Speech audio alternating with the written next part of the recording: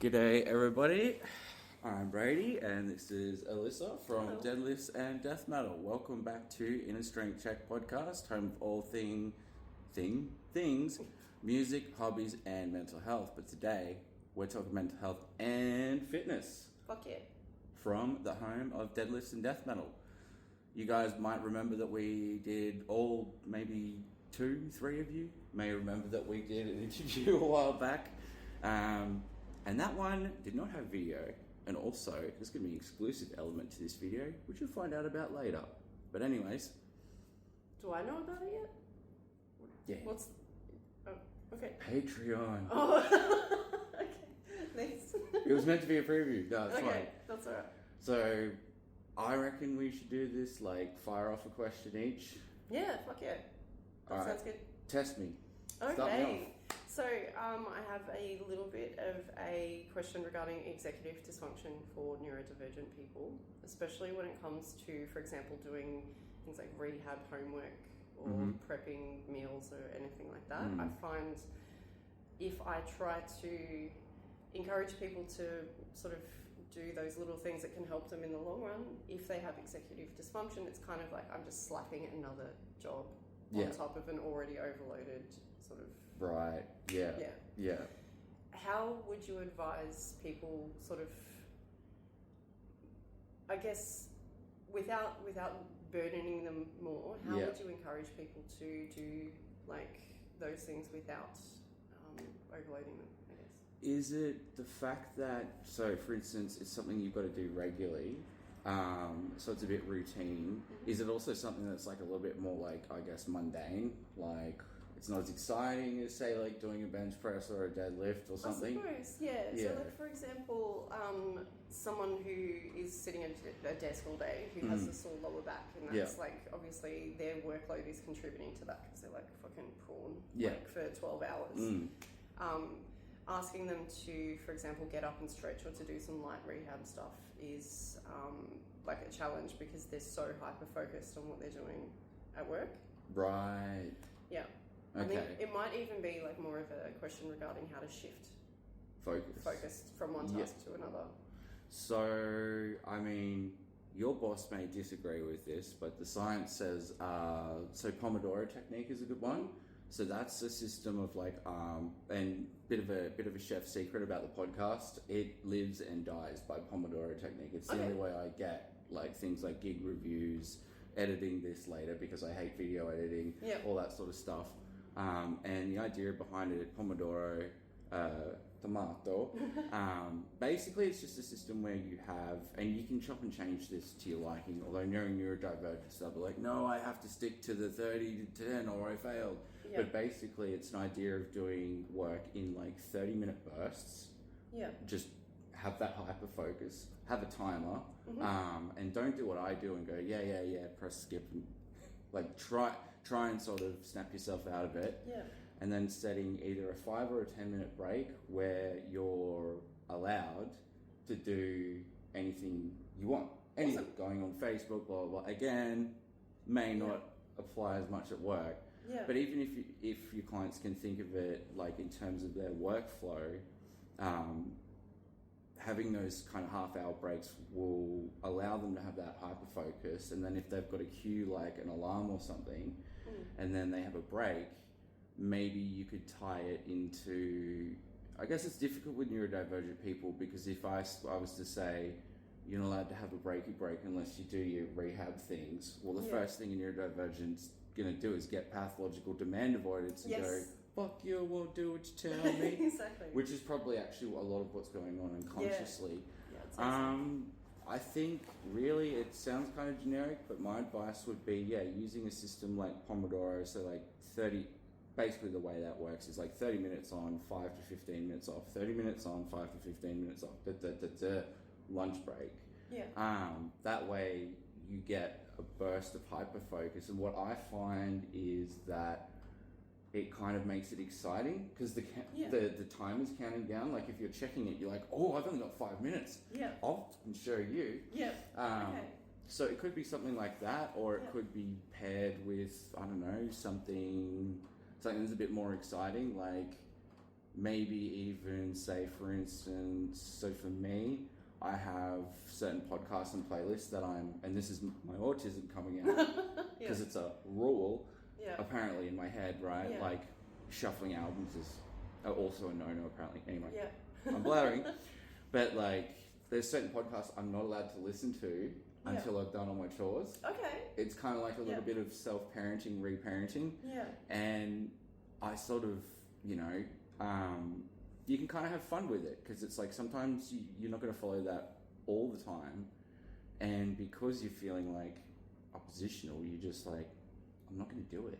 Yeah. And you get to feel like a cheeky kid. But I guess just reminding neurodivergent folks too that we're human, and that's often, you know, often thing. I'm going all over the shop with the answer, but that's basically building in some form of like, almost like Tabata style, if we're talking fitness. Yeah. Like longer bursts with short breaks, and those short breaks can be whatever you want, and maybe just saying, hey, you can go chase up e-girls on Tinder and all your other little 10-minute breaks in the day, but maybe if you work in just during one of them a day, something like that. Yeah. Okay. That's one of many ways your mileage may vary, yada yada yada, all that with neurodivergent people, but that's just my sort of idea. Another follow-up question. A lot of people that I've spoken to have alarms, and they have post-it notes, and they have shit all over their house to remind them to do shit, and they just don't see it anymore. Or like they'll just turn... Yeah, they might have too much. Yeah. And that's the problem with neurodivergence as well, is that like cognitively you're going to have, as soon as things become part of the environment, they become part of the environment. So it might even need to be more ritualized. Like for me, for instance, like I write down all my tasks and stuff in this, and I manually sit there and I write each one out. I could put it in a notes app, I could do it, but I guarantee you if I do that shit in Evernote, it's gone. Yeah. It's absolutely gone. So maybe people could, for instance, if you've got like a sticker or a notepad, every time you have to do it. I know it's a bit environmentally unfriendly, and even if it's a daily task, because you'll get that extra cue, that extra kind of priming cue from like physically writing down, okay? Like if we're talking post-it notes, I remember once I actually literally post-it note wash up. Yeah. It lasted about a week. That did work, but you know, it worked for other things. So yeah, I think the most important thing for neurodivergent people is they're very creative. We're very creatively minded people. We're very quick to be like, okay, so that's the rules, and then be like, oh no, I broke this rule. So like those suggestions, just not beating yourself up about it, and just making it fun. Yeah. You have to make the mundane fun, I find. Yeah, absolutely. Yeah. So like, when I was bodybuilding, I used to like have to do a lot of cardio first thing in the morning. I would just play fucking Mortal Kombat while I was like PS4 controller, just ride. That's amazing. So it was like, instead of saying, oh, I've got to get up and do an hour of cardio, it's like I get to get up and play games for an hour. That's kind of what I find is if you pair it with something, it goes from I've got to, which is fast track to any ADHD or autistic person's brain just going, fuck you, what do what you tell me. That's it. I get no dopamine from this, I'm not doing it. Yeah. I get to. Yeah. And also I think it might be more about working with that person's frustration around feeling like they've failed you or they've failed themselves. Yeah. And I think I'm sure you're already on this track, which is why you're busy, because you get a lot of clients, because you've already got this kind of handled. But just gently reminding people, hey man, like, you know, you might have remembered the thing 38 times out of 40 in a week, and you're not a fucking failure because of the 2 out of the 40. Yeah, absolutely. Yeah, it's like that Pareto principle as well, like 80%. Wait. 80% of the effort, 80% of the results comes from 20% of the effort or something. Yeah, something like that. But yeah, like it's what you do most of the time that really matters. Yeah. And you know, something is actually better than nothing. Like reminding clients of that. Like if if they're like, oh fuck, you know, I only trained once this week, it's like, but you still trained. You could have literally done nothing, and you did it. So, like, I try to get people to think of it in that term, and especially kind of segueing into like a discussion on maybe volume or intensity or something. Yeah. If you have one session a week that you can do and you go fucking balls out, that session can be really productive. Yeah. Like, you can manipulate those training variables to suit like your frequency and stuff like that. So Also, if you know someone's got autism and fitness is their focus, nerd out on them. Be like, man, like, do you realize that you lifting those weights, you know, elevates your brain-derived neurotropic factor, which is, you know, for 24 hours or something versus cardio. Yeah. But even the idea of like what you're saying before with Mortal Kombat, like, I think that could be applied to, say, we're kind of like theory crafting some planning here, but like in that break, say, maybe you've got like, I don't know, your favorite shit posts in a folder or like reels or something, doing your exercises to that, so that you can kind of, you know, obviously they want to be mindful enough, but maybe it's like once they're used to it, then they can incorporate more stuff to just help entertain or stim their way through it. I'll fire a question back at you. In that situation, would those clients be like, would it be the same exercises normally, or would there be different ones, or is it usually consistent? Like, it would be more in a rehab focus, which would be a regular sort of set program. So I'm already picking up what I think you're implying, which is like it can get very repetitive and boring. But without doing them, they're not going to see the cessation of pain that they're looking for. So it's like, unfortunately, you have to do this, like, for your own health. I don't think like too much variation would really help there. So I guess what you could also do there too is like, this is me getting into very social worky territory, but you could use mindfulness, say for instance, and let's say music. Maybe even being experimental with it, like put on doom metal one day and see how the exercise feels. That's a good suggestion. And then put on like, I don't know, freaking Black Seeds of Vengeance by Nile the other day. And even just, or maybe even reporting back to you. Like, that's kind of like some sort of homework there. Like, you like this and this music, try it out with this, try it out with that, try it out with this, because people might notice little interesting things like, oh yeah, when I chucked on Nazem, I was actually trying to, and I had to slow myself down or something. I like that. So that's kind of almost the gamifying and the coupling. Like creating dopamine where there wouldn't be any typically.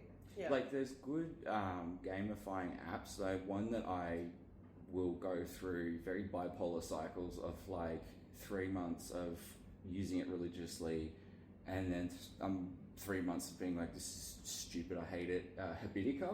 It's like an RPG app. Oh, cool. And you earn like new items and clothing and stuff by just punching in your daily tasks and stuff. That's fucking sick. And I feel like I kind of cheat on it because I've got like brush my teeth, shower, so I'm like, haha, daily. What's it called again? Habitica. Okay. Not a paid advertisement, but I will consider. But there's quite a number of ADHD specific like gamifying apps that are like RPGs and stuff now. That sounds pretty cool. I need this. Or even things like you could do, say, like, I don't know, you could set yourself like a goal, do X amount of exercises, and every time I do this rehab exercise, and if it's weekly, you could say, make it a small amount, which again, the dopamine might be low, but it's like, no, just think of the shiny. Maybe if someone's like collecting an LP or they want some merch, it's like, you have to buy that. You have to purchase that in game. You know what I mean? Like, it's like an XP bar. You've done each exercise each day is like $2, and then you've gotten to 40. So yeah, you get to buy a shirt. That's fucking sick. Something like that. The client I'm particularly thinking of already has like probably over 100 shirts. I think he could use another one. I think so.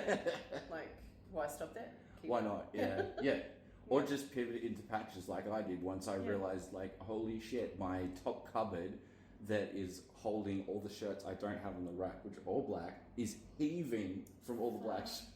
Do you categorize them? Like, do you have like a alphabetic system? No. I copped the art, the folksy art hippie autist. I did not get the science in that. I didn't either. Yeah. But actually, on that note, that leads me into a question. Not about autism. Numbers. Okay. When you're initially looking at programs, just out of interest, do you find that you've done this long enough that you're mentalizing the numbers, like in terms of like you're already thinking load and that sort of thing as someone's explaining what program they need? Yeah. Definitely. Like, I mean, the most important two things to consider before I write a program is obviously like what the goal is, because that's going to determine, the programming outline, but also like what capacity people have to train and what they can actually commit to. So someone might say, I'd like to do 4, but the word like kind of implies that 4 might be a stretch. Yeah. But 3 could be better. So when I'm looking at the goal and the frequency, then I can kind of consider the rep ranges and the amount of sets and stuff. But I mean, beyond that, and this is a fucking rabbit hole you opened, like. We're just asking rabbit hole questions. Yeah, this absolutely. is a rabbit warren. Yeah, absolutely. So on that respect as well, I'm also considering how much of a beginner they are. Yeah. Because when someone's just learning to train, you need repetition and you need a lower, like, people aren't going to know what they're fucking capable of for the first almost like 2 years of any, considered training sort of journey. You're not going to know how strong you are. You have to find that out, and you also have to have the repetition. So you're learning a skill, and that skill is fundamental to you actually being able to leverage your strength later. So I'm tending to think like in those terms as soon as I'm talking to someone. Right. Like, the rep range will be higher, the volume as far as sets will be higher as well, because you need the practice, but also because you're not particularly strong, you need more exposure to the stimulus. Whereas like someone who's been training as long as I have, I'm like 2 hard fucking sets, like go balls out. Yeah. But I'm not going to say that to everyone.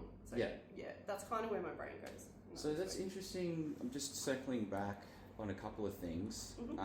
This is the great thing about impromptu ADHDing it with interviews. Brain's just going to generate its own questions, but a couple of ones. So the first one, when you say like to, do you think that a lot of that is like culturally loaded, like loaded by like stereotypes? Like, do you get what I mean? Like, oh, I would like to. Do you feel that when someone's saying that, it's a little bit, they've got a bit of an idealistic image? Like, definitely. We'd all like to look ripped. I'd like to look like fucking Brad Pitt in Fight Club specifically. Yeah. I don't know why. I don't know why I picked that example, but you know what I mean? Like, so do you find when someone says ideal, you sort of go, okay, I'm going to have to do some expectation management here? Fuck yes. Yeah. 100%. Yeah. I think it's very driven into people's heads that in order for you to get a result, you need to have a specific number of days in the gym, which is completely fucking bullshit. Yeah. Absolute bullshit. And it kind of goes circling back again to what I mentioned about like, fuck yeah, you got in 1 day a week. But was that workout still fucking progressive? Did you still, train hard? Did you still further yourself towards a goal? Yeah. If the answer is yes, then who gives a fuck how many times you go to the gym? But like, there is that concept, and it's like that hustle culture, I think, especially. Yeah, grind set. Like people think that they have to come to the gym at least 3 times a week to see change, and it's like, well, if you're coming from nothing, you're still going to see results. And like like putting this place together, I got so burnt out, and I fucking hated training. I trained once a week, and I still grew.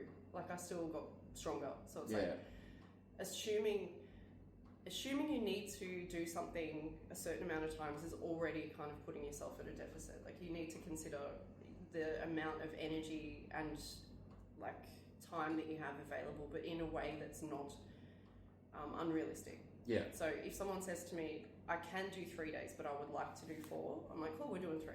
Yeah. Yeah.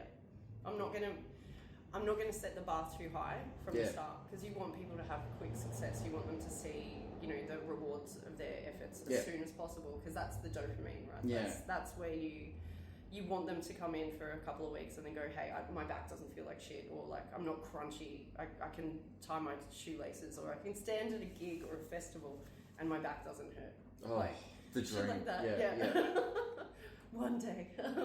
But yeah, shit. Do you get that a lot? Do you get that a lot as a goal? People being like, because I imagine like that's my goal. I was at Yelp last night and I'm like, this is such an amazing transcendental spiritual experience.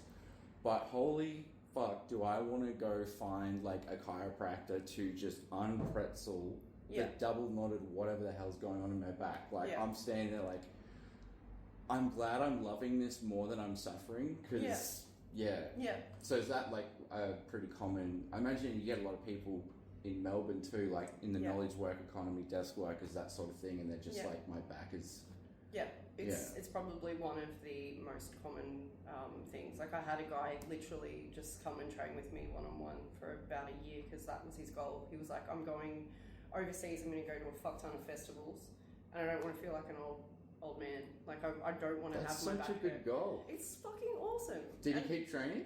He, I haven't seen him for a while, but like, we got some really fucking good results. Nice. Yeah, like he made a really good transformation, and he learned a lot. So I'm hoping that he continues to train, and he's just taken, you know, what I showed him and fucking worked on it even more. But yeah, you could do like a group program and be like, and start it like a year before the Euro Festival circuit. Like, find out the date of Hellfest. Yeah. And start it like 6 months early and be like, get Hellfest ripped. Yeah. Yeah. Absolutely. Do something like that. Yeah. Get fit enough to stand around and watch bands without fucking feeling like a piece of shit. Yeah. And like that's the other thing too, is like, we talk about strength training, and like you look at, so going back to fitness culture, do you find that people coming in here kind of breathe a sigh of relief? Because we're talking grind set and all that sort of stuff, and I know you're just absolutely like that. You're in here hiding away from all that LinkedIn influencer fucking. Yeah. And most metalheads, a lot of them of which are neurodivergent. I'm not tarring you all with that brush, just a lot of you. Just most of us. Yeah, just most of us. But do you find that people come in and they're sort of, they've got that expectation that this is going to be yet another grind set kind of gym, and they're kind of surprised by your approach, or? I'm not 100% certain on that. I can ask a few people for sure, but I do get people walking in here going, holy fuck, I actually like gyms. I never thought I'd like coming to a gym, but I like this one. And it's like, cool, that's why it's here. This is who it's here for. Yeah. Do you notice that change in people's demeanor too? Like, they're walking in and they kind of like I did. I was like, ooh, like the first time I went to, I was like, there's a behemoth poster on the wall in a gym. Ooh. Yeah, absolutely. Oh my. Yeah, I get that. Stars. Exactly. I get that every time. Yeah. Like, people walk in and they just go, oh, I feel like I'm at home. Do you see people physically like relax into it? Yeah. That must feel good. It really like, does. You're just like, welcome home, my friend. It really, it's so fucking rewarding. Yeah. And I think that goes to show too, like, and from your observation, like, have you found that moving the gym out from, like, amongst that other place to your own dedicated place, have you seen a change in just your clients' attitudes in general, like having your own space now? Yeah, absolutely. Like, even that environment change? Yeah. I think the best thing about moving was that it doesn't feel like it's my gym. It feels like it's everyone's gym. It's like, this is our home now, which is really fucking cool. Whereas before it was like, it's our space, but it's not ideal. It's not big enough. You had to pay a membership, you know, at the gym to even come and train with me, which kind of sucked. But now it's like, this is our fucking home. Yeah. which is my so turf. good. It's my gym now. But yeah, it's Awesome. really fucking good. And everyone has, I guess, upped their training frequency as well. Right. Because they've got more options now. Like we've got more sessions on. I've got more trainers, so it's like people are going from that. I would like to train 4 days a week, and now they actually are training 4 days a week. And how the new trainers going? Like, how did you find that initially bringing on new people? Yeah. Was it a bit of a mix of relief and oh god, that's just more to manage, or? Definitely at the start it was a lot of stress because you're always wondering, I guess, like, are they going to get along with my clients? Are they going to flourish here? Also, for me, huge amount of imposter syndrome because I'm mentoring them as well a little bit. Sort of we have a weekly sort of education session, I guess, where I help them with their business or with training, and I'm just like, why are you listening to me? I'm nobody. Like, I still have that. I'm just like, who the fuck am I to train another coach? Like, I still feel a bit weird about that, but thankfully, like, Brew and Mitch are the best fit for this place. Like, awesome. Brew is an absolute sweetheart. She's so empathetic. She's got like emotional intelligence. She's very comforting. And then Mitch has this fucking innate ability to just pinpoint like one little thing about someone's lift, or like, you know, he's very astute and like can directly communicate exactly what the client needs. And it's really nice to come in to work and have someone say, I was struggling with this aspect of my lift, but Brew Mitch gave me a cue and now it feels amazing. Like, I get that daily, which is fucking awesome. So you guys have done like the best job ever. Yeah. Did you want to take a break? No, I'm good. All right, yeah, keep going.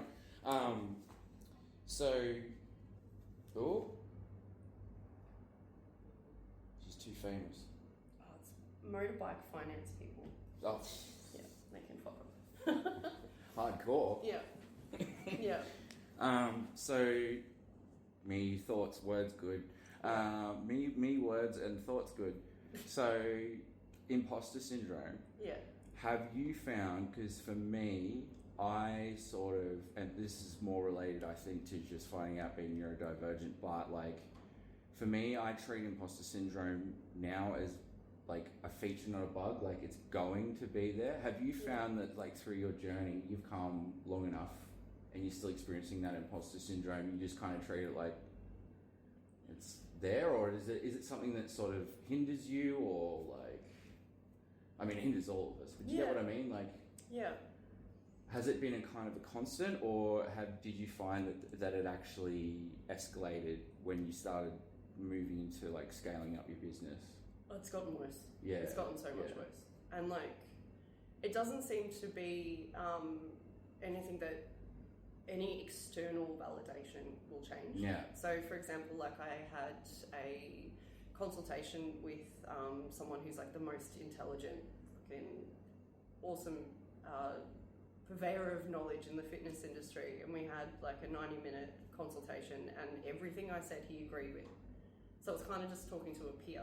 Yeah. And I'm like, I paid $500 for this 90-minute conversation with someone who's basically just chatting to a friend. Like, and that made me feel validated for about half an hour. Yeah. And then it's just like the baseline imposter syndrome comes back in. I don't really know how I deal with it, other than to, I guess it's kind of that technique as well. If you're feeling anxious about something, or you have a pervasive negative thought, you kind of acknowledge that it's there and go, hey, I feel like I'm a fucking charlatan today, and then you just let it go, or try not to focus on it. But I also think it's good to lean into that as well, and then it's like, if I feel like I'm an imposter, I'll go learn some shit. Yeah. Or like, I'll try to reconnect with that part of my personality that loves learning. Yeah. So it's like, cool. If I feel like an imposter, I can get better.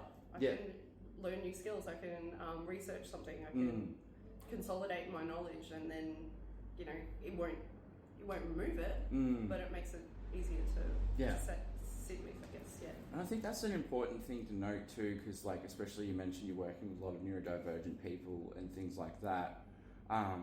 like I find for me imposter syndrome, it's the exact same thing. There is no amount of external validation that will remove it. Yeah. And I very quickly learned way before I was ever diagnosed, like don't bother. Because I've got something in my ear just going, not gonna. Yeah. And I just sort of deal with it similarly, just mindfulness, just being like, okay, yep, all right, I'm sorry you feel that way. I'm just going to go over here and do this now. Yeah.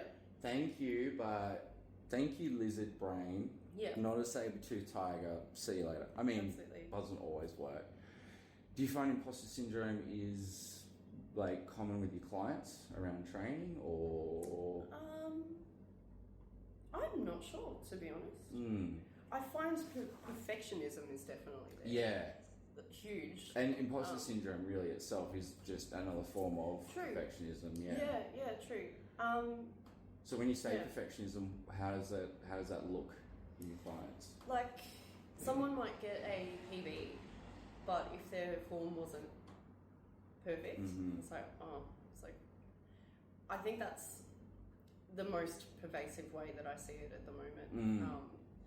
And it's kind of interesting because, like, I'm a cheerleader in that circumstance, and I'm like, you know, you did really well, like you got a PB, and then they look very despondent because they didn't do it perfectly, and I'm like, you're never gonna do something more intense, more challenging perfectly the first time.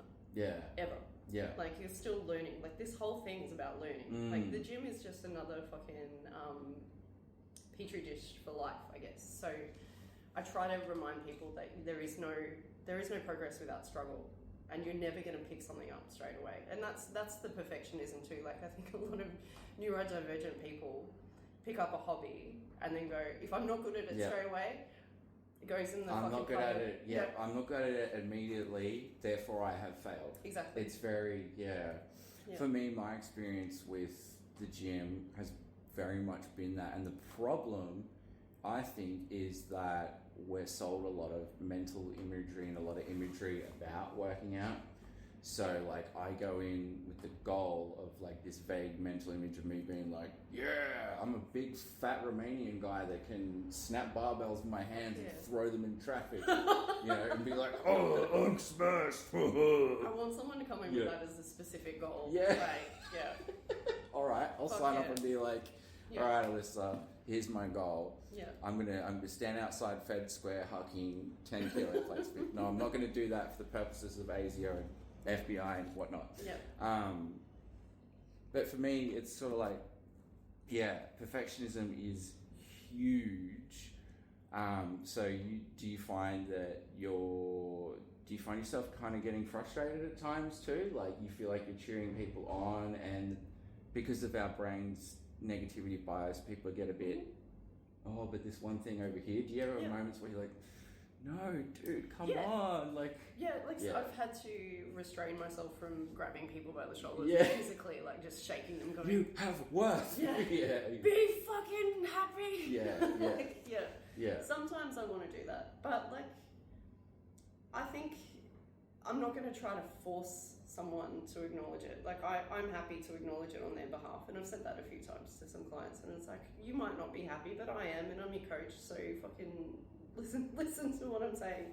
I don't know, like, it's hard. You've got an element of being, it's kind of an interesting spot for you to be in, say, versus for me with social work, because it's like, there's a power imbalance, but, you know, what does the social work usually do? Help with grant applications, yell at the Office of Housing alongside you, that sort of thing. It's all vague, undefined kind of stuff, but it's sounding like, you know, you've got an interesting power dynamic where it's like, no, I'm the boss, but also, like, I'm here for, like, your feelings and support and that sort of stuff. Yeah, absolutely. It's hard sometimes to straddle, like, that sort of happy medium between the two, because sometimes, like, I'll find, for example, I want someone to follow something to the letter because it's important that they do that. Yeah. And then they're like, oh, but I changed it, and I'm like, don't fuck with me. Don't fuck with my programming. But, like, on the other hand, I need to listen to what they're telling me. Like, if they say, I didn't do it because you know, it was boring, it hurt, or whatever, it's then my job to go, okay, cool. Yeah. Maybe it's not optimal that you didn't follow it, but are we still going to get, some progress? If we're still going to get progress, I'm not going to beat people up about it. Like, I'm not going to make them feel like shit because they changed one exercise or whatever. Yeah. But I have had clients in the past where they have done absolutely nothing that I've been asking them to do, and then they'll complain that they don't get results. Do you get to a point with with someone that's just not coming to the party, and you just end up being like, I don't want to waste your money, dude. Like, what are we doing here? Yeah. I've fired many clients, and like, it's good. It actually feels really good because if you're fired, it's an interesting choice of words. But like, I've told someone I'm not the coach for you many times, and I feel like instantly lighter because I'm like, this person is hard to communicate with. They have their own agenda. Like, you find a lot of clients, for example, think that they already know what they need to do, and I'm like, why are you here? Like, if you do you want me to just like get paid to say that you're already right? Like, why? Like, you don't have to do that here. You can just do that at home. Like, don't waste my fucking time. But it's been more frequent in the last few years because I don't have to worry about not getting clients, or like, I'm busy. I don't need shit clients. It's not like I'm starting out, and I'm trying to build my business and I need the money. It's like, no, I don't want to work with you. Like, you suck. Like, I'm not going to tell you suck, but I'm going to tell you by like. Well, you suck by virtue of being a dickhead, not like you suck as a person. You're just being a dickhead about this thing, kind of thing. Yeah. Did you? Was that?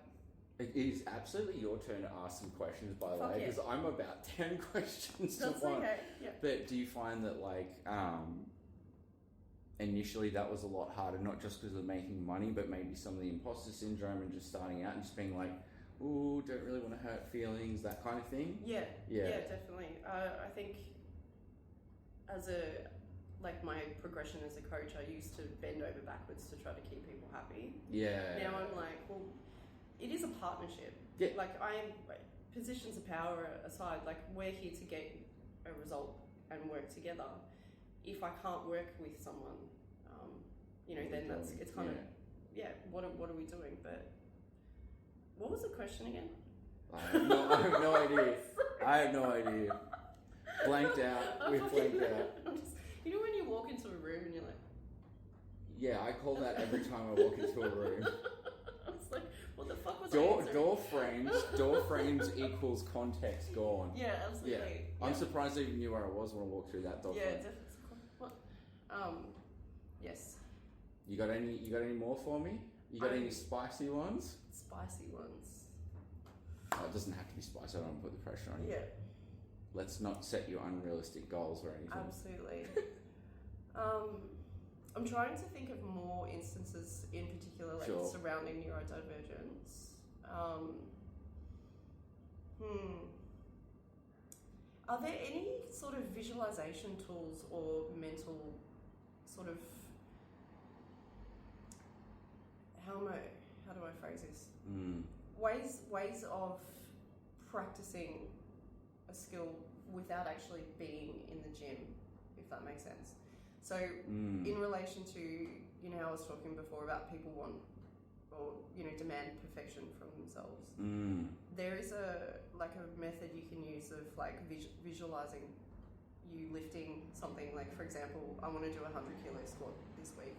So I'm going to go through it in my mind over and over again and rehearse it. Are there things like that that are specifically neurodivergent friendly that people could adapt on a daily basis? I feel like it's so dependent on more than with neurodivergent people than the majority population. It's so context dependent. I think, again, with neurodivergent people, we just have to find ways to work in special interest or fun, but also having some accountability that it's not always going to be fun. There are days when it's going to be routine and boring, and we kind of have to suck up and, just do it. But yeah, I don't know. I think for some people, maybe that looks different. I don't know if it's like drawing a stick man of themselves on the whiteboard. Yeah. And this is me lifting at 100 kilos or something. Yeah. And having little stick figure people being like, yay, go Brady, go Elissa. I don't know, maybe it's someone's a musician and maybe, like, I don't know, maybe they could pair that imagery to, say, writing a sick riff and be like, this is my, you know, when I play this riff that I made, like, dun, dun, dun, dun, dun, that's my WWE walking around music, and I'm like, when I'm oiled up and the ladies are, you know, I just think that, so for me too, I'm a very, very visual person in terms of like tools and how I manage stuff. Like, this is just full of cartoon drawings, and like bullet journal system was developed by someone with ADHD, and the whole point is just there's a system to it. But can you extrapolate on what that is? It's not I think Writer Carol has like a paid thing, but basically like it's just a system of like daily, weekly, monthly, but the whole point is that yes, you could be writing it down on a calendar as well, or in Google Calendar, but you're doing it manually so that, you know, forces you to process. But the whole thing about it being like just in any notebook is it's not in a planner, so there aren't like empty days. So you don't get that feeling of being like, oh, I didn't, you know, blah, blah, blah, blah. You just continue, it's like a running script. So, oh God, how do I adapt that to what you were talking about? I don't know, I guess treating training generally like that, like, yes, there are guardrails, yes, there are, you know, you've got set amounts, reps, you've got your, you know, whatever you're doing, periodization, pyramidization, blah, blah, blah, blah, all that stuff. But also as well, I don't know, it's, I guess maybe a lot of neurodivergent people, I'm guessing a lot of people walk in here, they came to a metal gym, so they like creative stuff, probably like music. You'd hope so. Oh, I hope so. You'd probably like training. You'd hope both of those things are true. So I think it's about, maybe just like the other example before, I think it's about like pairing and conditioning with something they're into.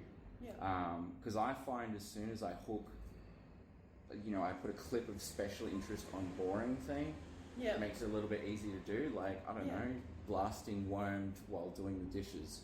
And I go from being like, I fucking hate the fact that I've been staring at this dish for 25 minutes, I'm an intelligent person, why can't I just wash this dish, to being like, nearly punching through it, like, that's right. That feeling too when you're doing something mundane and the sickest riff comes on, and then all of a sudden you're just like vacuuming or something, you're like, fuck. And I think that's actually an important part, is like, I actually would say, because you've probably noticed with neurodivergent people, we're all big kids, we're quite silly. And you and I see, I mean, I showed you the Shania Twain Boots cap. But I think you gotta, we treat, especially, do you find, I'm answering your answer with another question, and it'll make sense, but do you find that people walk in here with that mindset of like training, serious, and also death metal? Do you get people coming in kind of masking up and being like, oh, you know, I've got to be fucking tough because metal, serious, lifting, serious. That's like 2 layers of serious. All of a sudden your chest's not out here, it's out here. Like, I'm ready for training, miss. Do you get that vibe from people coming in? No, I get the silly vibe. Oh, fuck yeah. Maybe the sort of bravado the first time they walk in.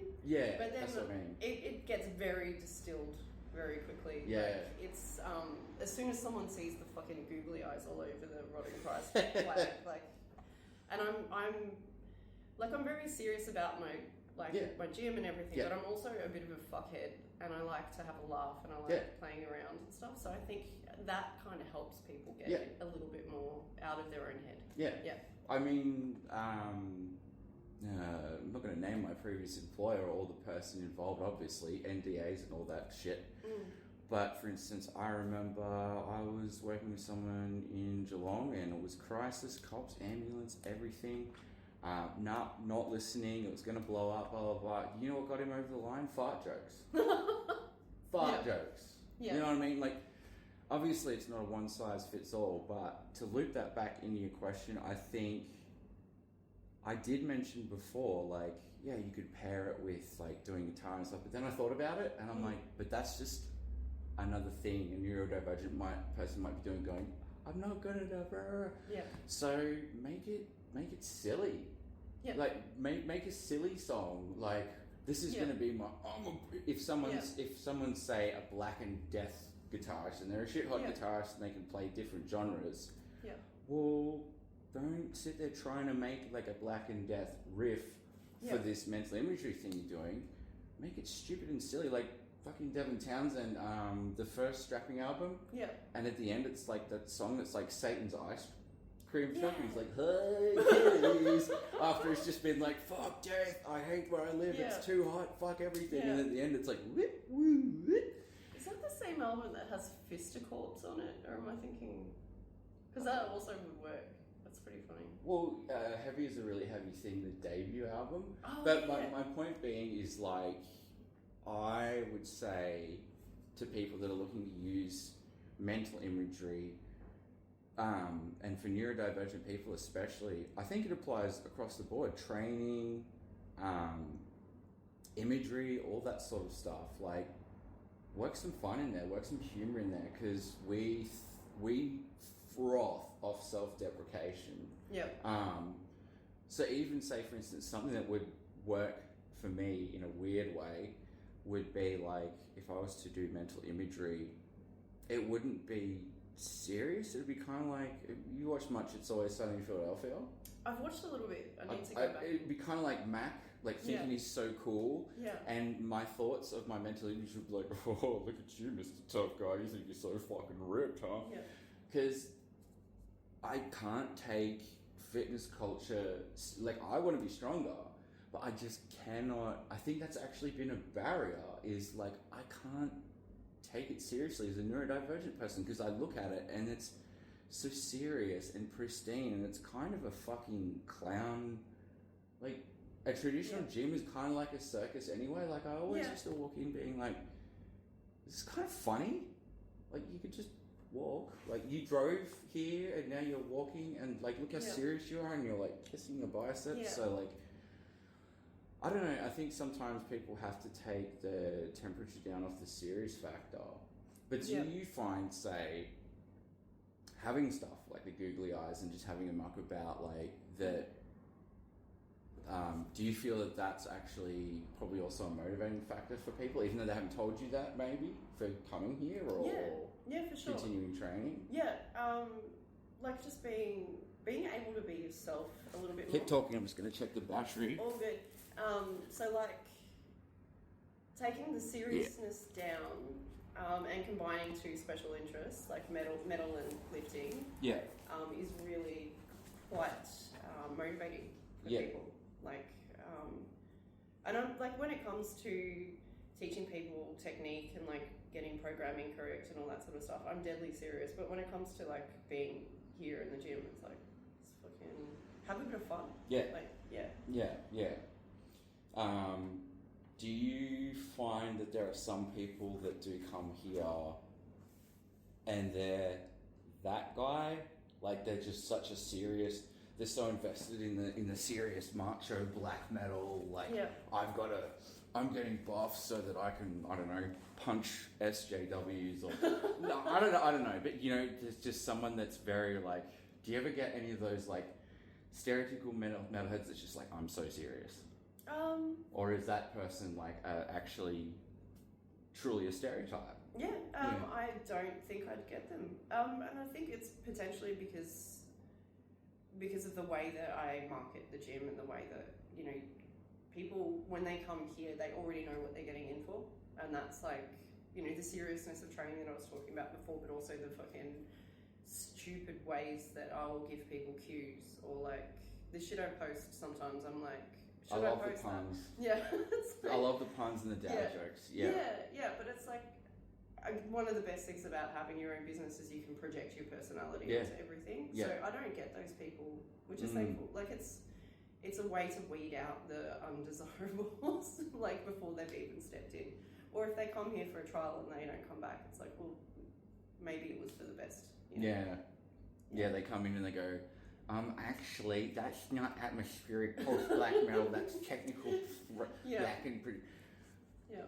Follow. Oh man, I'm asking you too many questions. You gotta ask me some more. But do you ever get people coming in? Because I would do this. In fact, I'm pretty sure I did when we did do a training session. I was like, blah blah blah bands. Yeah. Do you find it's common? Like people come in here, it's a music gym, and they're just like bands, and you're like, yes, often. Often. But it's fucking great. Like some of the best conversations we have are like around like what gigs are on, or like this new album, or like when the recent like Archspire fucking song came out, like everyone's like, have you heard this? No, like we cranked the fuck out of it, and like that's really kind of why this place exists as well, the community aspect. Yeah, so you're wanting to like broaden the metal, literally strengthen the metal community. Yeah, absolutely. Yeah. It's a way to get people in the gym that they wouldn't typically go because of the reasons like you just mentioned. It's a fucking your average gym is not very appealing to metalheads. It's a my experience is it's an uphill battle. Like I'm literally, I was diagnosed with autism at like 31, 32. And one of the key things I cited with like sensory stuff, because I'm like, I don't have sensory stuff. I don't care. Look, that's fine. I'm not free. Well, actually, wait, I'll go get some microfiber. Don't you fucking dare. Watch the social worker kill a personal trainer. There you go. Yeah. But like specifically the type of shit they play at gyms, they'll pick stuff that is just purpose built to piss off my brain. Yeah. It seems they just pluck out either like this very specific like Ministry of Sound techno, or very specific trip hop or something with lots of that tinny fucking, and there's no bass, there's not enough bass. Yeah. And I'm just walking in and it's all treble. It's like, it's like being at a gig and you're like, the mix is shit. What's the sound guy doing with the bass? I can't hear the bass. It's all mids. Like, I feel already like assaulted, and I feel like I interpreted like the physiological response that I'm having when I'm going in. It took me a long time to realize, like, because I'd be like, no, my heart's racing because I'm hyped up and stuff. And now looking back, I'm like, no, actually, I think I was actually really pissed off. Like being there, like my heart rate was actually up because I was like, fucking music and these fucking people and Yeah, absolutely. I do have a question for you. You mentioned you were diagnosed with autism in your 30s? 32, or 34 actually, so 36 now, a couple of years ago. Did you find that sort of awareness of your own neurodivergence made you worse in a way? Like, because you were more aware of things you were potentially ignoring? I think it's a very common thing, and I think people think that, here comes the ADHD, we'll walk this back a bit. I think that people think that people act more ADHD or autistic after they get diagnosed. No, they're probably talking a lot more about it because, funnily enough, we thrive off special interest and big new shiny carrot you just got dangled. To be perfectly honest with you, the autistic experience, what has been helpful for me about the autistic experience is a couple of things. So I'll put these in the show notes. Really good one, Dr. Anna Neff. So anyone you've got that's neurodivergent, neurodivergent insights. Okay. I'm so going to try and poach that woman for an interview because she's like a clinical psychologist who's ADHD, and she breaks down stuff like brilliantly. So it was resources like that I kind of gravitated to, because to be honest, it was, so what, nearly, 2 years, over 2 years since I got diagnosed. So my diagnosis process was, I did the MIGDAS, which is like very narrative, tell us your whole life story. It was really cool. And very autism friendly, because I was expecting, someone with glasses being like, beep, beep, do you, beep, beep, beep, do you run into walls, do you wear floaties at the restaurant so you don't drown in your suit? Might need floaties after enough beers at the bendy, but that's a different story. But for me, I got diagnosed with ADHD, and it was like, here's all these concrete strategies. Here's a whole universe of things you can do. Autism is, looking at it, I think autism is more about who I am as a person, like it's identity. So it's a little bit more vague, which the autism hates. Yeah. Because ADHD, a lot of it's, you end up with a lot of imposter syndrome and hang-ups about yourself from having ADHD. I feel like I have more hang-ups about myself and my behavior from my ADHD. Yeah. Whereas my autism is sort of more who I generally am. Yeah. Which I found difficult. So for me, this is my AUDHD. Mm-hmm. Here's your question. here's an answer. Yeah. Here's mine. That's just how I think. But I think I was a bit pissed off after I got my diagnosis because I'd spent all this money, been on this wait list. It was a great process. I went to Panton Hill Clinic, and they specialize in like neurodivergent assessments, and they have a strong specialty on like AUDHD and women with trauma and that sort of stuff. So I was like, cool, it's not going to be a psychiatrist just like half asleep on his own fucking meds going, and did you do you have repetitive stereotyped movements? I would have just been sitting there like, I want to die. It was actually really fun. But I came out of that and they're like, we know it's neurodivergent hell, but all we got for you is we recommend you apply for the NDIS. And I'm like, I've been a social worker for 16 years. I spent 10 years in disability. I'm not fucking doing that anytime soon. And I'm like, so what else? And they're like, NDIS? Yeah. Wow. They don't really give medication for it. I'm like, I know that, but like, you got anything else for me? And they're like, nope. Yeah. So for me, like, it's been more a process of unraveling the onion, and I feel like it's very common, I've noticed, with guys. I know a lot of guys that are ADHD, and they're very ADHD, but all of them I'm like, no, autism as well. For sure. So the research used to state that the comorbidity, the covalence of the two was 5%, which they've thrown out because they're like, number one, no one was getting assessed. More recent research was suggesting 30 to 50%, and more recent research, there's some meta-analyses and stuff, have suggested that's also bunk. They think that not only is it extremely rare, so they think the current thinking, it hasn't been sort of evidenced, but they're sort of, research is projecting it's more like anywhere from 60 to 95% chance if you've got one, you've got the other. So it's been interesting because I got diagnosed with autism second, so I think there's a bit of recency effect going on. I'm like more focused on that because it's a newer thing. I don't know if that answers your question. I just went off into fucking la la land. That's alright. But I think in terms of like your clients and stuff, it's you'll sort of notice that even someone who may not be diagnosed with ADHD might have some of those traits, because even if you clinically don't sort of pass the muster of diagnosable ADHD, autistic people have executive dysfunction. It is actually, and a lot of autistic people will forget that like there are working memory deficits related to being autistic. It's just different mechanisms. And then you get lucky chuckle fucks like me who got the double dose of it. Chuckle fuck.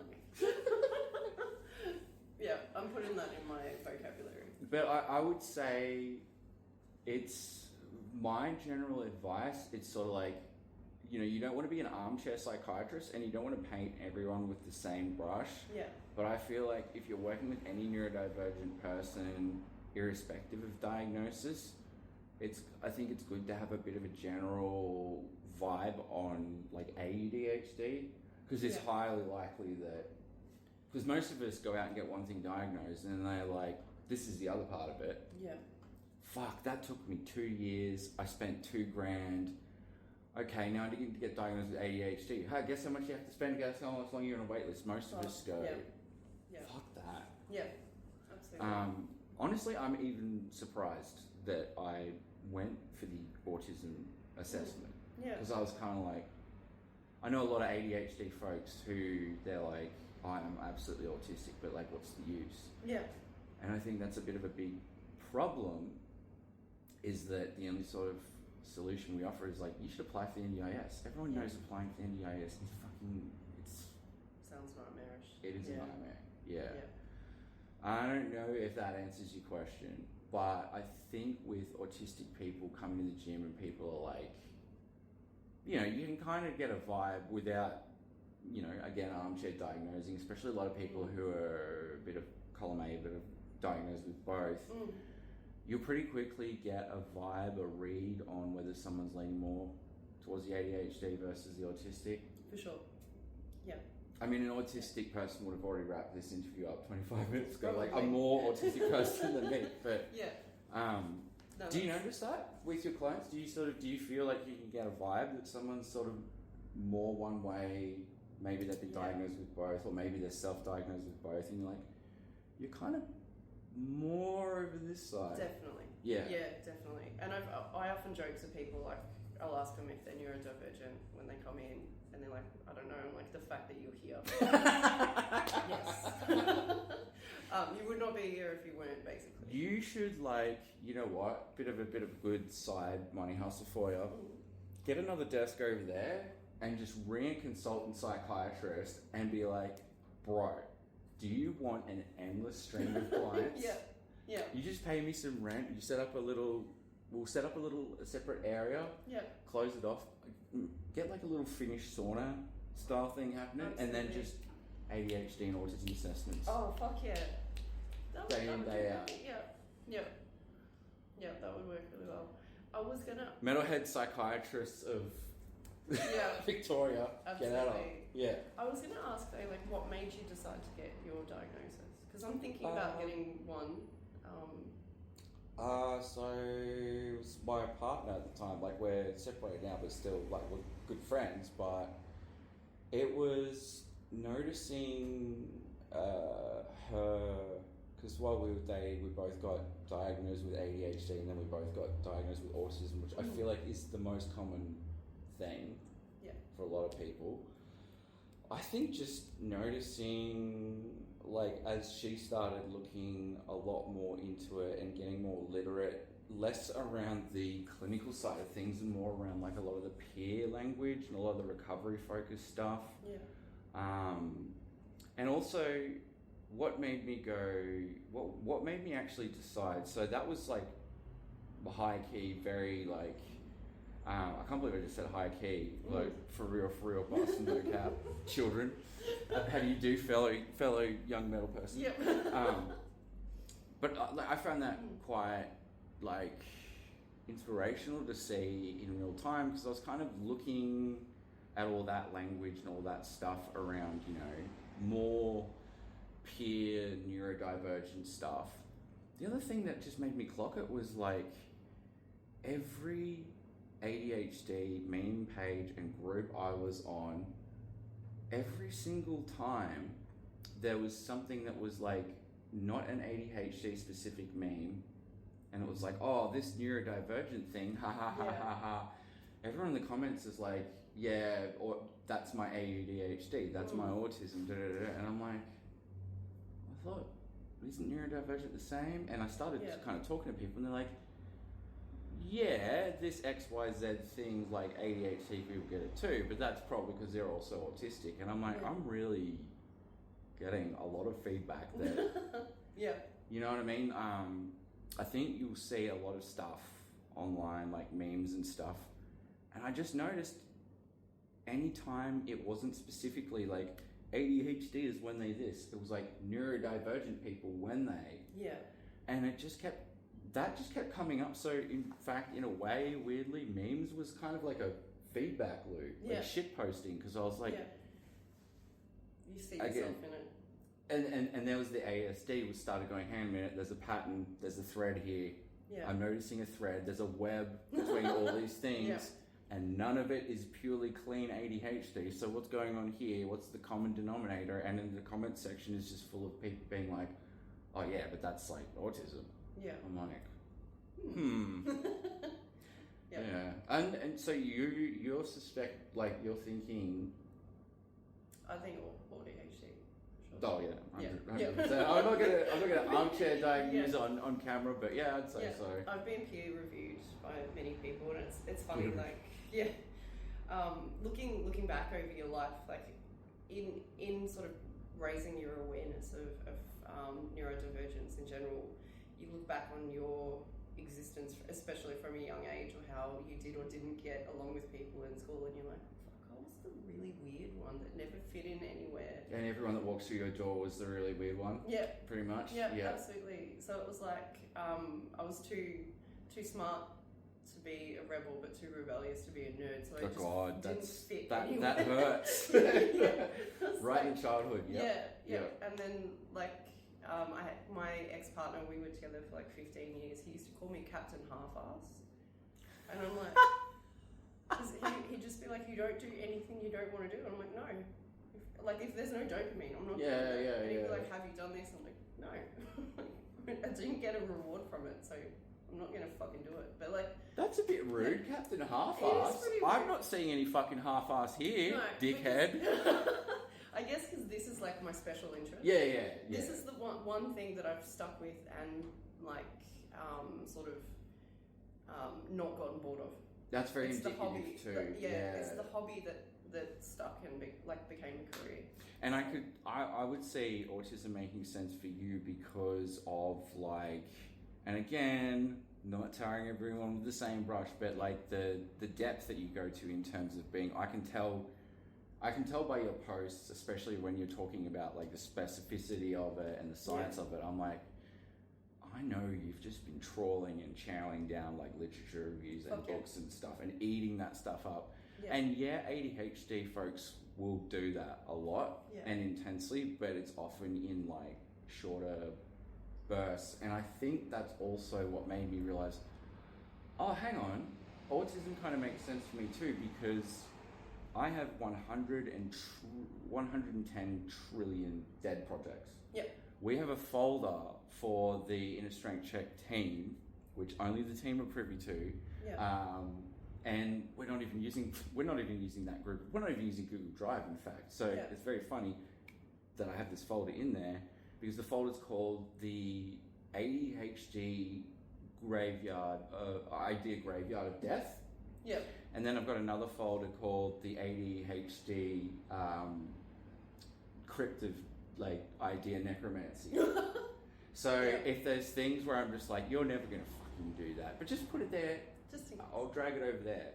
And then one day, if I feel the sparking back up, I'm like, oh, yeah, no, drag it over into the... And that's very autistic. Yeah. Actually, it's like, no, it must have a process. So it's this mix of chaos. So I think you get it. Definitely.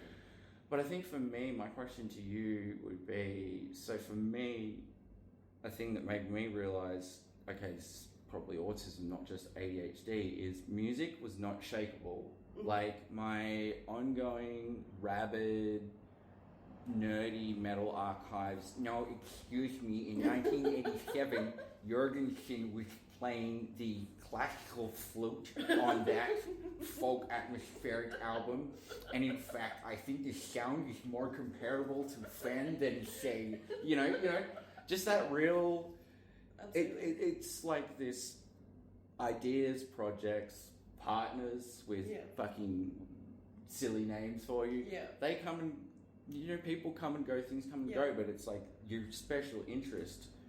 Yeah. And I've noticed that, while a lot of folks who are very, very, very ADHD and not presenting so much autistic are still very musically obsessive. Yes. They're less details oriented about it too. They're just happy puppy dogs. They just want to rock up to shows and keep. It's all about the stimming. Yeah. Whereas for me, it's like, sometimes I just think this is a problem. Like, I'll find myself like in my 4th hour of like reading, I don't know, something stupid like bios of like Latvian fucking grindcore bands. I'm like, this is like to a weird level, man. This ain't even just... So that little bit of self-awareness where you're like, fuck, like this is really It's like an obsession. Yeah. Like, you could explain stuff like that as like an ADHD hyperfixation, but I know that I have. It's sort of like, for me, music is like, and unfortunately, like, to be honest, fitness was, but it kind of died with a bit of like neurodivergent burnout stuff. But I'm working to get it back. But actually, that's a good example. Is that fitness is something that I thought was like unshakable for me, and it's actually post lockdown where that unraveled. Not during lockdown, which I find interesting. Yeah. But music doesn't seem to be movable. Like, it's always something I'm passionate about. Yeah.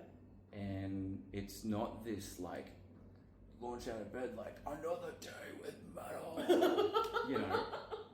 But it's always there. It's always ever present in the background, and it doesn't seem to be going anywhere, no matter what I do. And I don't want to be like sort of implying that if you've loved metal your whole life, then maybe you're autistic. But I don't know if you get what I mean, like, and if you were thinking that around assessment, because in the assessment they were like, "Oh, you're into metal, huh?" yeah. We get a lot of you. So she's like, every guy that comes here, because it's like we get mostly female clients, but the only guys we get are in like death metal shirts. I'm like, yeah. But yeah, I guess for me, it's like autistic because. Autistic as well. At first I thought autistic because it seemed unshakable. And then I started noticing other funny things because I, studying psych and working in the industry being like, oh, autistic people have rules. I'm like, well, I don't have rules, so I'm not autistic. Get an album that I like and put it in shuffle mode and play it. Watch me lose my fucking shit. Yeah. The only time I'll tolerate, I'm mostly ADHD, as you can tell. And most things I'm like, yeah, man, it's like crazy, it's breezy, man. I've got a real like naturally just a stoner personality. And I'm just like, yeah, dude, like just take it easy, bro. But then like, if you were to take, say, my black metal playlist, even though most people, including most neurodivergent people, apparently put it on shuffle, ants under my skin. You might as well rub me from head to toe in microfiber towel. Do you have anything? Do you have anything about fitness or training that gives you that ick? Like, if it was to be disturbed? Yes. People, like, we have about 4 or 5 different brands of plates in the gym. It's kind of a mishmash of what I already have and like buying some shit on Facebook Marketplace and stuff. Wrong brand and the wrong plate. If someone has a 20 kilo plate and it's the wrong brand and it doesn't match, I lose my shit. And I will make them change it because it's like, I want to focus on your set. I don't want to think about the fact that you've got a fucking commercial Force USA plate and a Verve plate on the same bar. Like, that's pretty fucking autistic. Like that, you could explain that away as a neurotypical person of like but that's that's your shuffle playlist. That is, and like I will make people change it. I'm like, your set is not starting. The people kind of go like, huh? Most people are just like, sure, but they're also like, oh, okay. Yeah. Man, like, no wonder you freaking hated. No wonder you had to get out of a traditional gym. Yeah. Because that never would be the case. They'd all be different. Yeah. Were you like slowly losing your shit over time because you're like going through the plates and they're all different brands? Yeah, absolutely. They have like one of each. Yeah. And also like people who can't put fucking dumbbells back in order. It's like, just, numbers, right? Just look at the number. I literally was. So when I was diagnosed with ADHD, I got neuropsych testing because they thought you might have bipolar. So they're like, oh no, we have to do this. Anyway, I did all those testing and they're literally like, haha, you have a maths learning disorder. And I'm like, yeah, of course. Anyway, but even I go, 17, 19, the rest of the rack is empty. And like my brain is devoid of logic, but even my brain can go, ergo, if this is the empty spot and these are the last two, put the two in this spot. Exactly. Yeah. Or like at the last gym, you'd have pins that go very clearly in some cable machines and not in others, and then people would just get the pins and put them in the other machines. And like long. Oh no, that's that. I'm triggered. Like the longer pins coming and no. Or like handles, like a different handle. Like one handle might have knurling on it, and the other one's smooth. And I'm like, I can't deal with that. Make them the same, or don't use them at all. Do you find you have anything like that with music? Like, for instance, my example was like shuffle. I can't do it. Do you have any things like ritualistic things where it's like with music, like for a lot of people, for instance, it's you know, my Spotify can be a mess, but my music folders on my PC must be alphabetical, organized, that sort of thing. I didn't get the obsession with Trey's autism. I got the playlist autism. Yes. I have so many fucking playlists.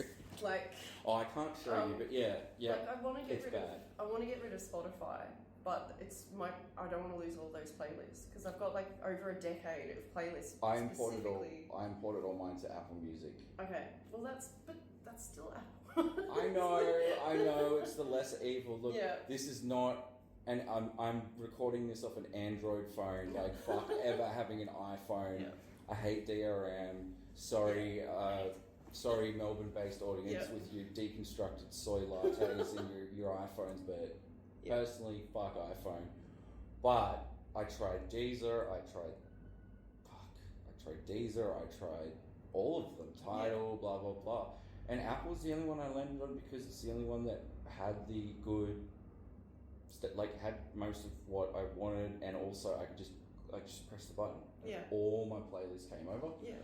But I tell you what, I actually regret that decision. Yeah. Like I had, like you said, 10 years of playlists, and I kind of was like, oh no, my old playlists.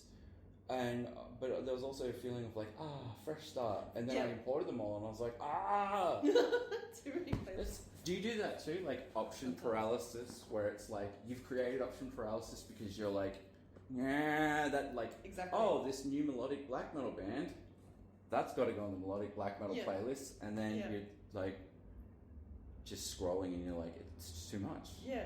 Why do I do this? Absolutely. But new tech death must go in the tech death. Yeah. But it's too much. Exactly.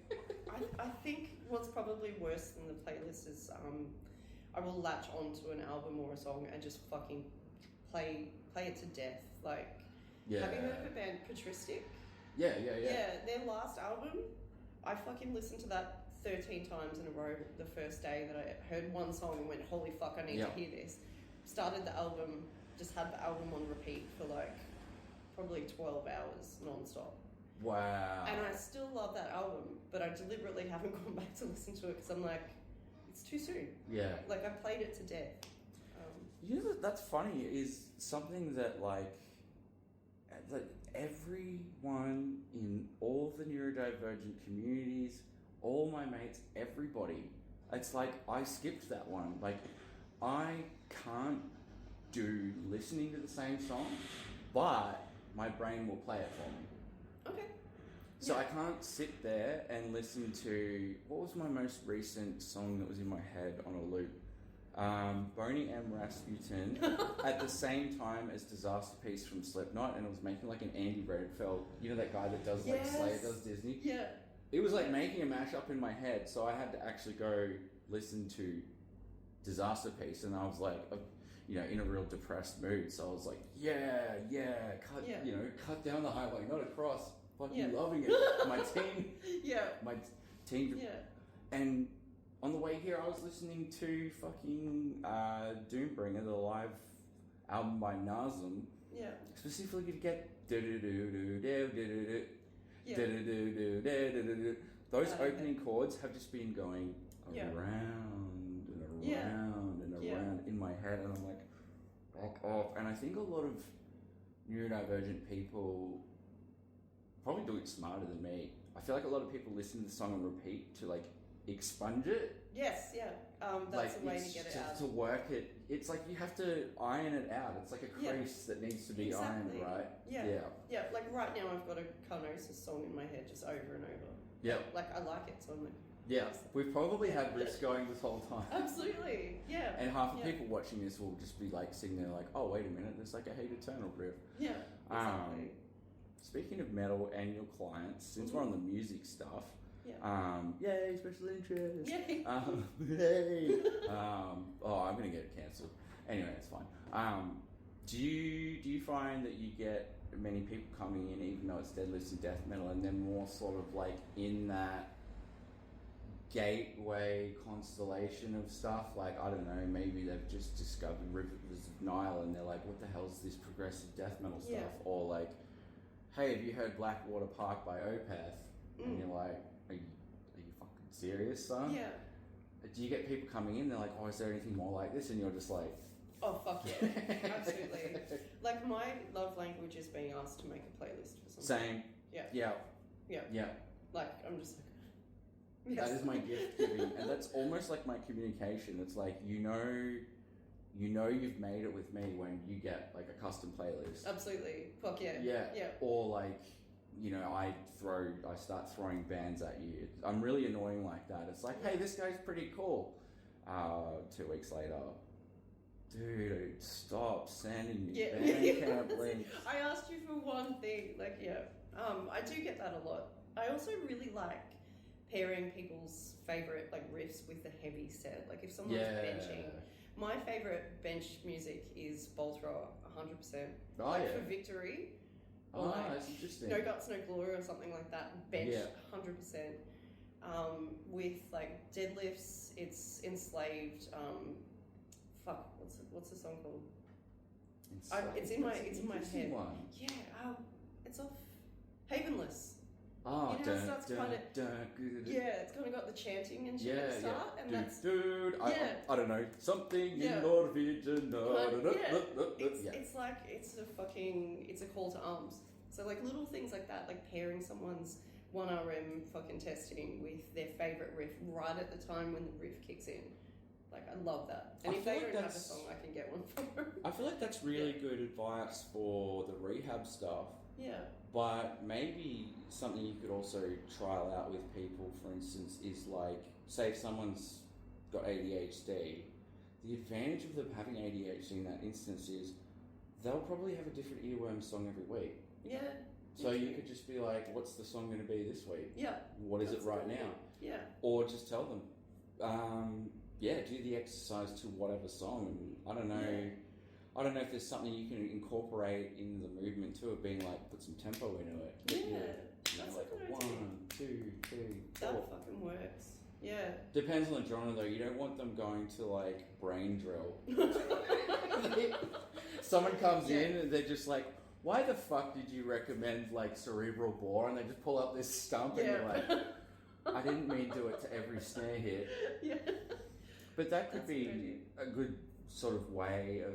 Do you ever do that sort of thing? Like, do you ever sort of go, okay, on the kick? Or, like, do you ever find yourself doing that? Or do you find that clients more do that themselves? I think clients kind of self-select a little bit. But if they need help, I'm always here to suggest. But just little things like, for example, watching people do spider crawls. I've probably made you do them at some point. But, like, you've got a band around your hand and you walk your hands down. Yeah. Every fucking time someone doing that will do it to the music. Yeah. Every time. Because it's awkward looking and feeling, and I feel like doing it to the beat kind of helps take your mind off the fact that what you're doing. Like, it redirects your attention. I love watching new clients do it because it's like 100% rate so far. Like, just watching people fall in line with the riff when they do it. I wonder if someone's going to watch this or listen to this and be like, haha, fuck you, I'm not going to do it now. Yeah. Please don't. No. Yeah. Trust me, neurodivergent people, they won't be able to help themselves. Yeah. Neurotypical neurodivergent. Yeah. So I want to ask a question around burnout. Mm-hmm. How the fuck do you get out of burnout? That's a good question. I will be perfectly honest. I would say that I am about 15 months into a very protracted burnout. Yeah. Now, on paper, this is why I really recommend resources like Self-Love Rainbow is a good one, but metalheads might find that a little bit too I hate pushy, it already. ooey-gooey. I actually find it really... Yeah. I'm like, this is... Sorry to say, just this is 90s kid talking. This is fucking gay. Yeah. This is fucking gay. Yeah. But having that in my feed, actually low key, I'm a little bit like, oh, that's nice. Yeah. But I recommend like neurodivergent insights and ADD attitude and that sort of thing. Autism awareness, all that sort of stuff. Yeah. Not Autism Speaks, fuck those guys. Just those kinds of peer resources and clinical resources. You need to know that there is a difference between traditional burnout and neurodivergent burnout. So traditional burnout, it's usually in the context of like workplace demands is an often, workplace demands and stresses. Usually it's around, it's the whole thing about stress. The state of stress is perceived or actual capability and resources. Actual demands, you're stressed, and often it's perceived. But with burnout, that's traditionally when that's been protracted for a long time. Yeah. So, like, for instance, as a social worker, I burnt out, man, because like I just spent 16 years, so since 2008, 2009. Oh my god, it's nearly 20 years. Anyway, what am I doing with my life? But constantly in and out of case management jobs, and I think over time, just this grueling, slow grind of like constantly having so many clients to deal with that are so complex and handling it day to day, and then just. But what you'll find with neurodivergent burnout versus a sort of classical burnout is, with a typical burnout, it's usually resolved by like changing the workplace conditions, and often in our society that means quitting. Unless there's a HR intervention or management or that sort of thing. Unfortunately, a lot of the stuff you read on burnout is like, dude, maybe just quit. I think that I have neglected. I feel like I'm sort of doing better on feeding the neurodivergent burnout part in some way, but I've really neglected the basics, and that's on me. I actually do need to sort of pull myself up by my bootstraps. So to extrapolate that a bit, neurodivergent burnout, you can do all your usuals. You can rest, you can sleep, you can get exercise, that's not going to guarantee a neurodivergent person gets out of neurodivergent burnout if they are feeling constantly overstimulated, which you will feel. So when a neurotypical person's burnt out, they're actually less responsive to stimuli, right? Like they're just like, it more often than not, especially with autistic burnout, goes the other way. Noises become more annoying. Like I'm burnt out at the moment myself, and I was at Werribee Macca's yesterday, and I was nearly having a fucking mentee bee. I was nearly climbing the walls. I thought I was going to murder someone. I was physically shaking, and I was on the way to the gig, and my usual like, gotta get to the gig on time, come on. That just left. It was just pure neurodivergent rage. And it was just like a couple of kids in the play area. But I just sort of stepped back and took a moment and went, holy shit, like I really overreacted to that. Oh, that's a sensory thing. And I think a lot of neurodivergent people, it's difficult because what happens is neurodivergent people will often actually regress. So there's often what they call skill regression. And when I say skill regression, it looks a lot like depression, where people just aren't taking care of themselves but they're not taking care of themselves because they so much like hate themselves and like not motivated and fatigued. It's literally just their cognition's impaired. Yeah.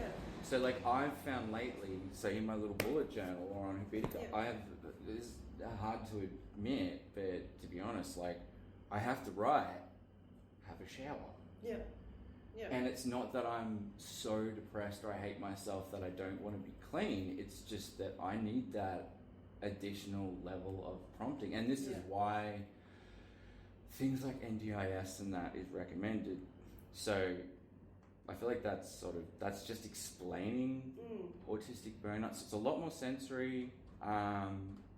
It looks a lot like depression, so does regular burnout. But I think what a lot of people might not realize is that you're in this state where you're more fatigued, but you're more heightened. It's like your senses are more heightened in a certain way. Little things really piss you off a little bit more. You get a little bit more irritable. I don't know if you've noticed that when you're burnt out, like things get overwhelming very quickly. And I think to recover, you just need to build in more breaks and smaller breaks, because your overreaction to stimuli is basically demonstrating that you are already like, here's, you know, stable, here's calm, here's just off the roof with anxiety, here's like depressed or whatever. Say that's about normal. This is a very weird graph. And people listening to the podcast can be like, dude, we can't see that. Your average bar graph, let's say you're hovering around 40%, and that's like normal-ish for whatever the fuck normal anything is for neurodivergent people. That's like your normal. You might be a little bit, I'm a pretty anxious person, so I'm going to be anxious most days. But, you know, handling it. But it's almost like you get this temperature increase. And it's very easy when I'm burnt out to be like, I'm so fatigued. I'm so fucking fatigued that I'm also not realizing how quickly overwhelmed I'm getting. So I think to answer that, I think it's really important to build in more attentional breaks. So like what I was saying before, the Pomodoro technique, I live and die by that generally. So when I'm more stable or well, I will use that because it works. Right now, I'm depending on that. Like, I don't have 2-hour spurts of, even if the autism is like, come on, feed me. I want to learn the history of grindcore. Let's go. Let's watch documentaries. Due to burnout, I'll still get halfway through, and it's like ADHD is just. So for me, I feel like ADHD is more and more present. And I can trick myself into going, okay, that's the issue. But there's all this fuzzy, vague sensory stuff that the autism doesn't like. Again, stereotypical social worker, your classic things, rest, diet, sleep, which again, I'm not nailing any of those. But I will say it's different for everyone. And I think neurodivergent people will go, I'm not healthy, therefore I'm not recovering. And I push back on that a little. So, I mean, look at all the gig reviews I do. Look at all the albums I'm listening to. I'm definitely burnt out and like functionally pretty bad. But it's not alarm bells. I'm going to call Geelong Hospital alarm bell will be the day I'm like, I don't give a shit about music anymore. I don't see that. But I know, right? I'd be really good at faking it. I am good at faking because neurodivergent, but so for me, it's kind of like I, by accident, I think propelled myself along and helped my neurodivergent burnout recovery in a lot of positive ways by, even though like, honestly, every gig I've reviewed and gone to, I've literally thought, I don't want to get in the car. I don't want to go. I don't want to do it. I really, really, really love this band. I just don't want to drive to Melbourne. I don't want to stand there. And then as soon as I go there, it's like the special interest has been fed. And that nourishment has kept me going. So, God, that was a long answer. What I'm saying is, most people are going to be looking at it from the reverse. Yeah. And they might actually be doing all the right things, take all the right suspects, but maybe they're not feeding their special interests because they're burnt out. Yeah. Or maybe they're not engaging with it because they feel like crap, blah, blah, blah. Yeah. So, again, I think it's a good opportunity to be creative here. What we were talking about before, like, you have to rehab. Burnout is something that needs to be rehabilitated. It will not get better if you don't rehabilitate it. Yeah. So, for yourself, stop taking on every goddamn client in Melbourne. No. But I think for yourself, right? Like, I think you could just do things like, even just building in more, I'd call it what you want. I'd fuck around breaks. Yeah. Treat it like, I don't know, pretend that you're working for someone still, and if you don't start taking your mandated, because in like the film industry and stuff, it's like they have to stop work, and like, because the union is so strong, it's like, no, everyone is stopping fucking work and having a cigarette and like tea. Yeah. We don't care if it's like if you need 2 weeks before editing. Yeah. Union says so. I don't know how. Yeah. G'day everyone, it's Brady here from Inner Strength Check again with a bit of a follow-up vid following the interview. I hope you guys enjoyed. Understand it was a bit of a long one, so thank you for sticking out through the wonderful discussion, and thank you very much to Elissa from Deadlifts and Death Metal. I just thought I'd give a bit of an outro rather than cutting the interview off short. So a couple of things. Let me just grab this this vegan iced coffee in a Hungry Jack's cup, and it's actually just doing the trick. It's alright, it's good. Quality podcasting, people. So I just wanted to give thanks to Elissa for her time, especially because she's quite busy, and that's what happens when you're successful, and when you're successful because you're good. I actually have had previous training with Elissa, and I can fondly recall her basically fixing up a back issue in one session that I'd had for years, and it spoke to how accurate and precise she is with her depth of knowledge and training that I had about a 50-cent piece sized delayed onset muscle soreness in my back. That's pretty damn good if you can get that sniper accurate with your training. So I really admire Elissa's approach, as it's quite in-depth in terms of how much she does her research on exercise physiology, exercise science, and nutrition. So if you are interested, we'll have links in the show notes, deadliftsanddeathmetal.com. Similar to us, you can basically follow our tagline everywhere, Facebook, Instagram, just search Deadlifts and Death Metal. Otherwise, we are going to reconvene, because what had actually happened yesterday, that interview kind of cuts off a bit abruptly because we were talking for so long, bloody neurodivergence, that my phone battery shut down. We were actually talking for about another 30-40 minutes afterwards. So just as a bit of a teaser in advance for you guys, since you're listening, we're not going to really announce this outside of here. It's a little bit of a special thing for you, but we're currently working on part 2. So Elissa is actually going to be attending a 2-day seminar conference, which she's attending right now, and hope that's going well, mate.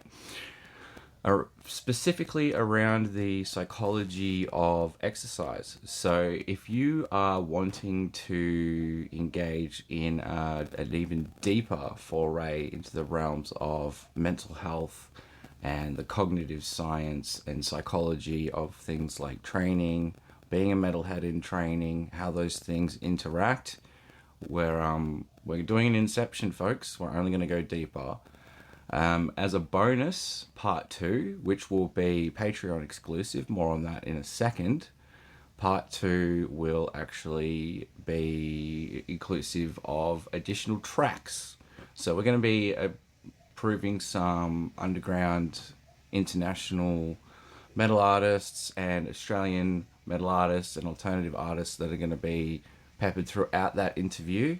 So you'll get a little bit more of a sort of a radio show style next time. And we're both looking forward to that. Hoping to record that one. It depends on Elissa and mine's schedules, but likely within the next month or so. Now, I did mention Patreon. That actually launched yesterday. So at least one of the two things that I got... Unfortunately, DaVinci Resolve decided to shit the bed at midnight after I just spent hours doing the introductory article. But there is a pretty comprehensive introductory article that is up on patreon.com/innerstrengthcheck. Links, of course, will be in the show notes again. Thank you to those who have signed up both either as free or paid members for the price of about, I think it equates to $4 USD, 4. It's $5 USD for 5 AUD. Blech. This coffee hasn't kicked in yet. And with 5 AUD, what can you expect? You can expect bonus content. So I'm actually looking at now regularly scheduling 2 in-depth topical episodes and or interviews per month, every month, for the podcast on top of any of the interviews that are public available. So that's one benefit. Another benefit is I'm actually going to be investing some money into some things like using the funds generated by Patreon. We're going to be looking into designing and procuring some merch. And that is going to be with the help of another local, Michael Armando of Slime Dimension, who also has a printing business, the Doom Reaper Vault. So cheers, Michael, for that. I'll look into it. I'm hoping to offer that to the general public and then also include some discount opportunities, discount codes for those of you who do sign up, and they'll be pretty steep discounts as well. There will be additional merch that won't be available to the general community. It'll be special. I'll be holding on to it physically myself and mailing it out to you wherever you live. So that's going to be another benefit. So that's 2 things, and there's going to be quite a bit more on offer that's going to evolve over time. At the moment, I had made mention of Discord. I'm actually going to utilize the Patreon channel as because the entire thing, as you'll read on the accompanying post, I won't get into it now, but I want this thing to be quiet, community-led, community-driven. Not to say I haven't done my homework. I do actually have a Discord server set up, but I want to just ensure that it is relevant for the community and it's got what the community wants. It's like Brondo, it's got what plants crave, except instead of it being Brondo, it's a Discord server, and instead of it being plants, your people. So there's access to those private communities. There's going to be some other benefits too. I'm not offering a multiple tiered membership at the moment. I feel that we're offering quite a fair bit for the price we're asking. Really, if anything, guys, it is to the intention operations wise is $5 a month. I feel is keeping the lights on because there are a lot of costs involved and mounting costs involved with operating this podcast, and it's a good way for us to stay punk rock and be completely paid advertisement free. Our podcast was and always will be advertisement free if we can help it. I'm certainly not putting any advertisements in the podcast. And apart from the promotional materials you will see online, unless you want to call that an ad, it's really not. The blog also and our socials will remain advertisement free. So we have no sponsors apart from you in the community. And I'm looking very much forward to seeing you over on Patreon. We will have some free posts, members, which we are tentatively calling, unless you guys decide to nix that. That's another benefit, changing the future direction of all sorts of things in the Inner Strength Check canon. Over the Rift Nerd, you'll get access to private community chats and other options, other bonuses, and you'll be able to start having a say on some of the future podcast content, guesting, all that sort of thing. So look forward to you guys checking it out. I look forward to you guys checking out the Patreon exclusive wrap up of our discussion where we go even deeper. So, just wanted to highlight a few things there. And once again, I just wanted to circle back and give thanks to Elissa out of her busy schedule, because although that interview was an hour and a half, I think we must have talked for a good 2 hours, 2.5 hours. So thanks, Elissa. If you want some good training, you've got everyone from Simon from Bramlin to Dave Haley of Psychoroptic currently training with her. In fact, Dave was there training at the gym apparently earlier that day, working on his bench press technique. So if you want to accrue some metal cred and train with the legends, consider giving Deadlifts and Death Metal a look, and consider giving our Patreon a look. Other than that, thank you for sticking around. And as always, like I always say, peace, love, and grindcore. Thank you, everyone.